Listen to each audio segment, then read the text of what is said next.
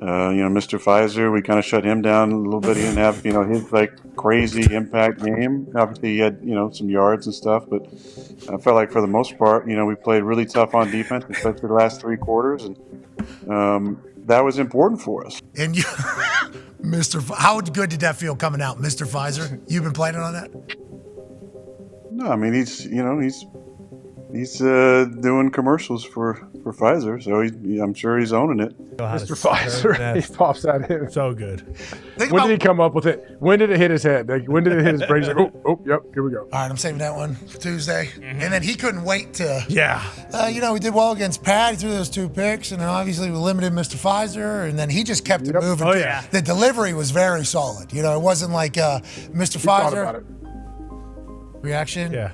Okay, good. He knew he had to just keep going. Yeah. Keep going, just let us just digest it as he kept speaking like anyone could hear what he was saying after he said that. Go ahead. Shockingly, people either find that very funny or very not funny. What? Oh, No! You don't say. Are you serious? You don't say. Oh! You have to wonder. Aaron Rodgers has been a magnet for attention for the last couple of years, and ever since he's been going on Pat McAfee Show, it's really caused even that much of an uproar. Everybody knows he didn't take the jab, wouldn't take the jab, didn't care what anybody thought about the jab. He was going to heal and protect himself his way, period. People made fun of him. Some people actually hated him for that. People couldn't believe that an NFL quarterback would somehow decide to do what he wanted to do. He was going to be his own man. And so he did. And then he took on Dr. Fauci. Dr. Fauci, who is supposed to be the preeminent guy in the world about telling you how to live your life. He basically said, screw you, Fauci. Screw it. Not going to do it. ESPN decides to sign Pat McAfee to a huge contract, $80 million, $100 million, whatever. And they ended up putting him on a delay so they could beep out stuff that he said. That was the first indication I had that something was going awry. And now it looks like ESPN may not keep Pat McAfee on the air, which I'm sure he doesn't care. You're still going to have to pay him. I'm sure he's got a hefty guarantee in that clause. his contract. I'm sure he's got a buyout in his contract, and there won't be any shortage of suitors. But there seems to be some, groundswell about getting Pat McAfee off of ESPN. So The Athletic decided to run a poll and see what people think about Pat McAfee being on ESPN. And the results were stunning. Now, I understand, I don't know what the demo is of the people who read The Athletic. I don't read The Athletic. Not sure who it's comprised of. It's mostly, libs and jab fanatics or whatever. But the results that they told were quite stunning. So we're going to go over that, and we're going to take a look at the results that they showed. So Chris Vanini, who is one of the senior writers of The Athletic, reported about the poll results they had regarding Pat McAfee. It says, how do you feel about Pat McAfee on College Game Day? Our readers are very mixed. I don't watch Game Day anymore solely because of Pat McAfee, one person said. I think Pat McAfee adds a great energy to Game Day, and I don't understand the hate for him at all. Then he shows the actual results of the poll. Here's the question. How do you feel about Pat McAfee on College Game Day? Like it? 30%. Don't like it? 48%. No opinion? 21%. So based on the poll of The Athletic, only 30% of the people who watch College Football Game Day want Pat McAfee on it. Stunning. The most polarizing question of the survey about one of the most polarizing people in sports media today, I don't know why he's polarizing. Is it because he has Aaron Rodgers on every Tuesday? Other than that, there's nothing polarizing about Pat McAfee. ESPN has gone all in on McAfee with his weekly show broadcast and game day spot. Last summer, when readers were asked who should replace Lee Corso when the time came, McAfee was the leading vote getter, although it was a plurality and not a majority. but I've anecdotally seen a lot of complaints from friends and fans. Who are your friends?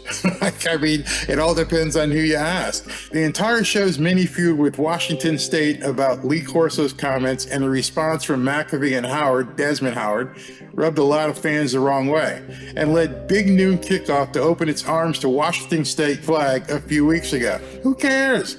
It's going to tick somebody off somewhere. Why do you care about that? But of course, Pat McAfee's not going to let that just sit there and hang there with people, basically 70% not being fans of him even being on game day. He responded. He said, "This has been brought to my attention more than a few times over the last few days.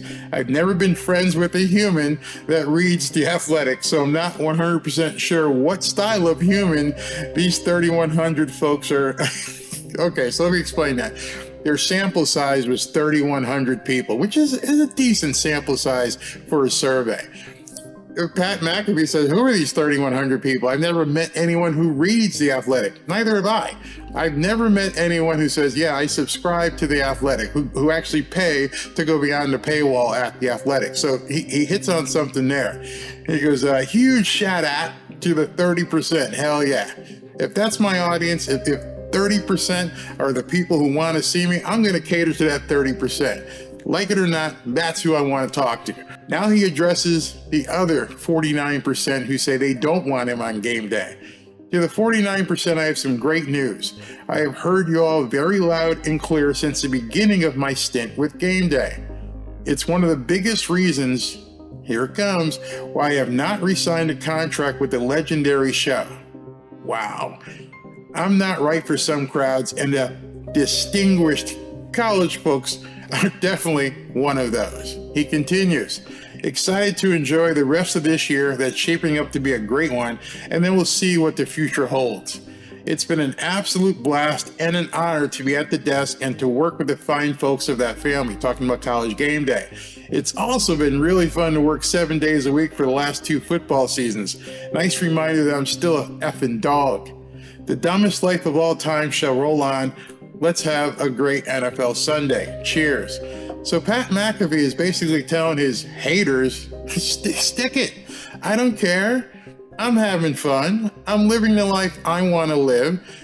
And I don't even care if I'm not here next year. It doesn't matter to me. If you guys don't want me on College Game Day, then fine. I'm out. ESPN's tanking as it is now. ESPN is absolutely a dumpster fire. They've got one of the most popular people in all of digital media on their shows, and you got some nimby-limby athletic website who I've never even read their stories saying that basically 70% of the people really don't care about Pat McAfee. Okay. What is that supposed to mean? You're telling me you're willing to cut one of the most popular people on television and online who gets millions of views per month because 70% of the Athletics survey results say they don't want him?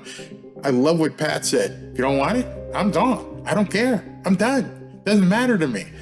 But then that means ESPN should probably cut a few more people. So in their study, they continue to rank the different hosts on ESPN. Now remember, 30% of the people are the ones who say they like Pat McAfee on game day. Check out these stats. Who's your favorite broadcast announcer team? Chris Fowler and Kirk Herbstreit, 38%. And then everything below here, in terms of announcers, is way below that of Pat McAfee. Gus Johnson and Joe Klatt, Brad Nessler, Gary Danielson, Sean McDonough, and Greg McElroy, ESPN. Bob Wischusen and Robert Griffin III, 3%. And down the bottom, Joe Tessitore and Jesse Palmer, 2.9%. So I guess you're going to have to clear out your entire broadcast host network. Nobody gives a crap. They don't care. They don't like anybody. So if I'm Pat McAfee, I'm like, I don't care. Yeah, the money's nice, but you're going to have to pay me this big buyout contract. I know how much you gave Keyshawn Johnson to walk away from his show with Max Kellerman. I think they paid Keyshawn something in the neighborhood of $18 million just to say goodbye. And of course, he picks up another gig with Undisputed. And now Pat McAfee, you're like, you're going to use this for a basis to get rid of me? Go for it. I don't care. I haven't re-signed the contract yet. You know why? Because I want to be where people want me.